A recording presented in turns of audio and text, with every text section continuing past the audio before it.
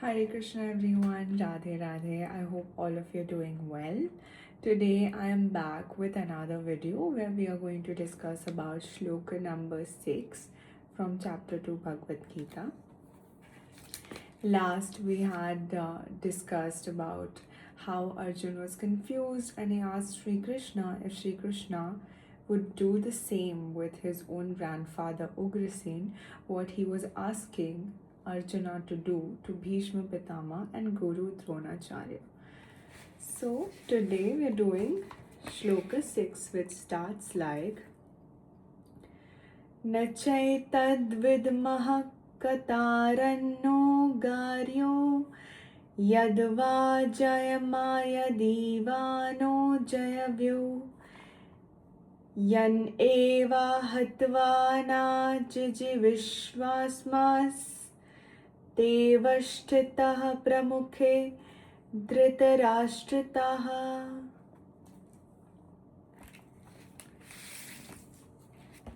Which means हम यह भी नहीं जानते कि हमारे लिए एक क्या श्रेष्ठ है, उनको जीतना या उनके द्वारा जीते जाना। यदि हम धृतराष्ट्र के पुत्रों का वध कर देते हैं तो हमें जीवित रहने की आवश्यकता नहीं है, फिर भी वे युद्ध भूमि में हमारे समक्ष खड़े हैं। अर्जुन की समझ में यह नहीं आ रहा था कि वह क्या करे, युद्ध करे और अनावश्यक रक्तपात का कारण बने। यद्यपि क्षत्रिय होने के नाते युद्ध करना उसका धर्म है, या फिर वह युद्ध से विमुख होकर भीख मांगकर जीवन यापन करे। यदि वह शत्रु को जीतना नहीं तो जीविका का एकमात्र साधन भिक्षा ही रह जाता है। फिर जीत भी तो निश्चित नहीं है, क्योंकि कोई भी पक्ष विजयी हो सकता है। यदि उसकी विजय हो भी जाए क्योंकि उसके पक्ष न्याय पर है, तो भी यदि धृतराष्ट्र के पुत्र मरते हैं तो उनके बिना रह पाना अत्यंत कठिन हो जाएगा। उस दशा में यह उसकी दूसरे प्रकार की हार होगी। अर्जुन द्वारा व्यक्त इस प्रकार के ये विचार सिद्ध करते हैं कि वह न केवल भगवान का महान भक्त था, अपितु वह अत्यधिक प्रबुद्ध और अपने मन तथा इंद्रियों पर पूर्ण नियंत्रण रखने वाला था। राज परिवार में जन्म लेकर भी भिक्षा द्वारा जीवित रहने की इच्छा उसकी विरक्ति का दूसरा लक्षण है। ये सारे गुण तथा अपने आध्यात्मिक गुरु श्री कृष्ण के उपदेशों में उसकी श्रद्धा, ये सब मिलकर सूचित करते हैं कि वह सचमुच पुण्य आत्मा था। इस तरह यह निष्कर्ष निकला कि अर्जुन मुक्ति के सर्वथा योग्य था। जब तक इंद्रियां संयमित न हो, ज्ञान के पद तक उठ पाना कठिन है और बिना ज्ञान तथा भक्ति के मुक्ति नहीं होती। अर्जुन अपने भौतिक गुणों के अतिरिक्त इन समस्त दैवी गुणों में भी दक्ष था।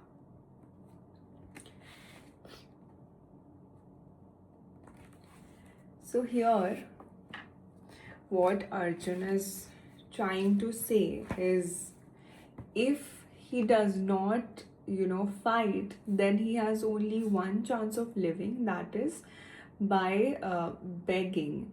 And as someone who comes from a royal household, he actually comes from the royal household where his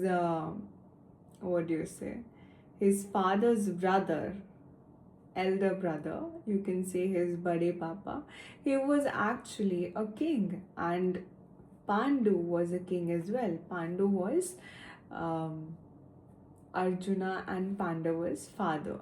So he was a king as well.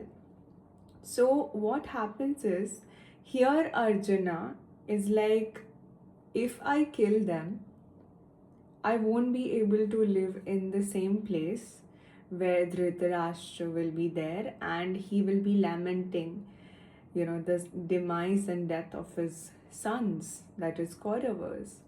How will I be able to live in that place? And if I don't kill them, then I will have to go and beg. So I'm comfortable with begging, but I'm not comfortable with killing them. That's what he was saying. So the interesting fact is, as a Kshatriya, it's his duty to fight when he has been challenged. Whereas he, being the devotee of Lord Shri Krishna and also a divine soul, had complete control over his own senses. When we talk about greed, when we talk about anger, when we talk about other sins, he had complete control over it on himself, which is why Sri Krishna also liked him. Because he had complete control over it, he was a divine soul, and due to that, Sri Krishna thought that he's the right soul to impart wisdom to. And without wisdom and devotion, there cannot be any salvation. So this is what Arjuna was like. At the same time, he was so enlightened that he was extremely compassionate, even compassionate to his enemies. He never considered them his enemies. It was the other way around.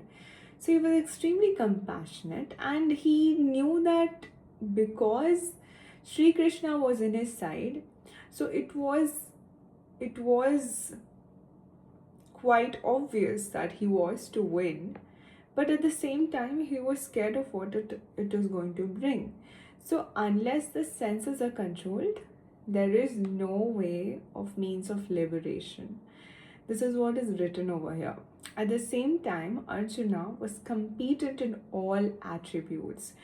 Over and above his enormous attitude was his disinterest in material relationships, or his disinterest in Maya. So he was quite detached from it because he did not have any greed, he did not have any anger and all these negative traits. I mean, yes, he might feel that, but he had complete control over it to be able to direct that energy in the right way. So this is what he talks about in Shloka 6. Tomorrow we will be doing Shloka number 7, and we'll be understanding what Shri Krishna discusses in Shloka number 7.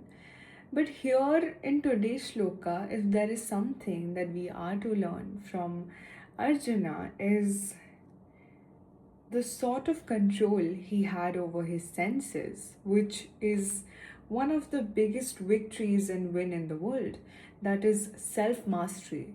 So Arjuna, there's a story where he was approached by one of the most beautiful cosmic angels, or cosmic angels called, I think, Urvashi. And then she was interested in him, but Arjuna declined her because he was very dedicated to his work and to his vision, and also to his wife Draupadi and Subhadra. So he knew that he had self-mastery, and the most important part is he knew what are the distractions, he knew what it is that he had to focus on, and he also knew that it is Sri Krishna who is going to guide him towards the right direction. So that is why Sri Krishna was his best friend. And this is how, we can make Sri Krishna our best friend, be extremely focused and dedicated in our lives to something that adds value to our life, and not waste too much time into things that don't add any value to our lives, or don't help us grow, or things that do not bring out the best in us. So this is what we are to learn today. Number 1 is self-mastery. mastery of all the senses. Number 2 is being extremely devoted to God, that is Sri Krishna, that none of the things that are external matter to us, and we are extremely focused in the goal that we are to pursue. So that's all for today. I will meet you guys tomorrow, and tomorrow we'll be doing shloka number 7. And I hope all of you are doing well. Please like, subscribe to my channel, and make sure you share it with your friends and family.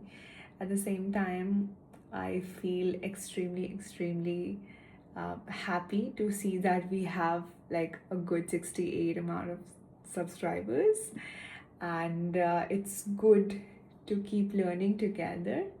And thank you to all people who come here, who take out the time and learn for your own self and keep moving ahead. Kudos to that. And yeah, so get ready for more amazing videos coming up next. And till then, take care of yourself. Hare Krishna, Radhe Radhe.